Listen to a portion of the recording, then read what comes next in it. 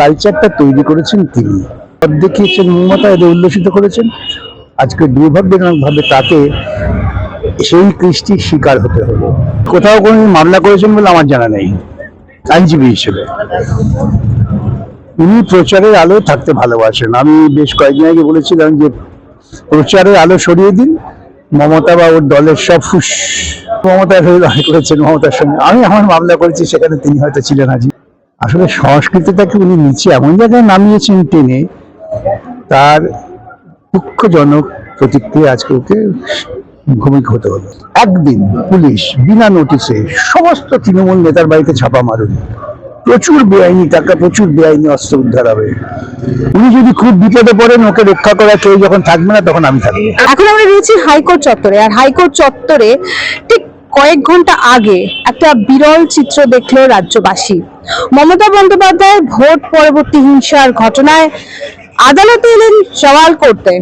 প্রাক্তন মুখ্যমন্ত্রী তিনি, কালো কোট গায়ে দিয়ে তিনি এলেন সওয়াল করতে, কিন্তু তাকে ঘিরে উঠল চোর চোর স্লোগান। আমাদের মধ্যে উপস্থিত রয়েছেন প্রখ্যাত আইনজীবী বিকাশ রঞ্জন ভট্টাচার্য। আমরা শুনবো তার কি প্রতিক্রিয়া। অত্যন্ত দুর্ভাগ্যজনক, কলকাতা হাইকোর্টের যে একটা ঐতিহ্য, গরিমা, সেটা কলঙ্কিত হলো।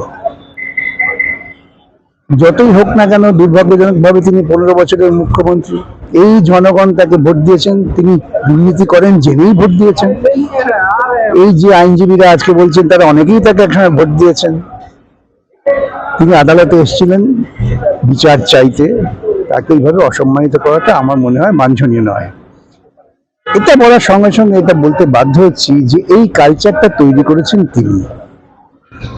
আপনাদের মনে থাকতে পারে, যখন তার বিগত নন্দীগ্রাম নির্বাচনী মামলা কোনো একজন বিচারপতির ঘরে শুনানির জন্য এসেছিল, তখন এই হাইকোর্টের গেটে তৃণমূল কংগ্রেসের আইনজীবীরা জড়ো হয়ে বিক্ষোভ করেছিলেন, গালমন্দ করেছিলেন, সেই বিচারপতি সম্পর্কে কটূক্তি করেছিলেন।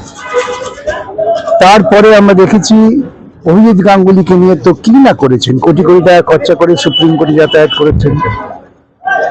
রাজশেখর মান্থা, তার ঘরে মামলা শুনানি হচ্ছিল, তিনি মামলা শুনানি করতে না পারেন, সেজন্য তার দরজা বন্ধ করে তার বিরুদ্ধে পোস্টার এই সেদিকে চেপে দেওয়া হয়েছিল। বিশ্বজিৎ বসু বেচারা মামলা শুনছিলেন, তাকে অপদস্থ করতে চেয়েছেন।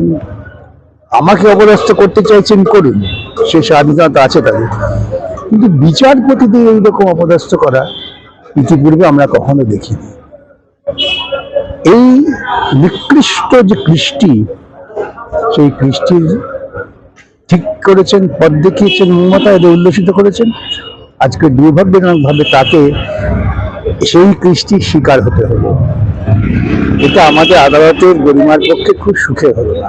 কিন্তু প্রশ্ন হচ্ছে, এর আগে মমতা বন্দ্যোপাধ্যায় একাধিক মামলা লড়েছেন, সুপ্রিম কোর্টে গিয়ে মামলা লড়েছেন, হাইকোর্টে মামলা লড়েছেন, প্রচুর কোটি কোটি টাকা খরচা করছেন। তো সেই জায়গায় আজকে তিনি তো প্রাক্তন মুখ্যমন্ত্রী, তাকে কেন কালো কোট গায়ে দিয়ে আসতে হবে? প্রথমত, তিনি কোথাও কোনো মামলা করেছেন বলে আমার জানা নেই আইনজীবী হিসেবে। উনি প্রচারের আলো থাকতে ভালোবাসেন। আমি বেশ কয়েকদিন আগে বলেছিলাম যে প্রচারের আলো সরিয়ে দিন, মমতা বা ওর দলের সব ফুস। এখন কয়েকদিন ধরে প্রচারের আলোয় নেই, হাতে মাইক নিয়ে প্রান্ত থেকে ও প্রান্ত নাচতে নাচতে তিনি লোককে বিভিন্ন অপকম্পন জ্ঞান দিচ্ছেন, পাচ্ছেন না। প্রচার চাই, প্রচার দিকে হাইকোর্টে আসা। এখন তো প্রশ্ন উঠে গেছে, তিনি আইনজীবী হিসেবে আদৌ কোর্টে আসতে পারেন কিনা। এমনি সাধারণ নাগরিক হিসেবে আসতে পারেন। আমরা যখন মামলা করি, হাজারো মানুষ শোনেন, যার ফলে আজকে একদল সাংবাদিক শুনলাম আমাকে উনি বলছেন যে আপনি মমতার হয়ে লড়াই করেছেন মমতার সঙ্গে। আমি আমার মামলা করেছি, সেখানে তিনি হয়তো ছিলেন হাজির। তো এই পরিস্থিতিটা তৈরি হওয়াটা অত্যন্ত দুর্ভাগ্যজনক। আমরা এর আগে দেখেছি সিদ্ধার্থ শঙ্কর রায়, তিনি আইনজীবী হিসেবে যথেষ্ট খ্যাতিমান ছিলেন। তারপর তিনি মুখ্যমন্ত্রী হয়েছেন, অনেক রাজনৈতিক পদ সামলেছেন, ফিরে এসে আবার পেশায় এসছেন, কিন্তু সেই সসম্মানে এসছেন। কেন?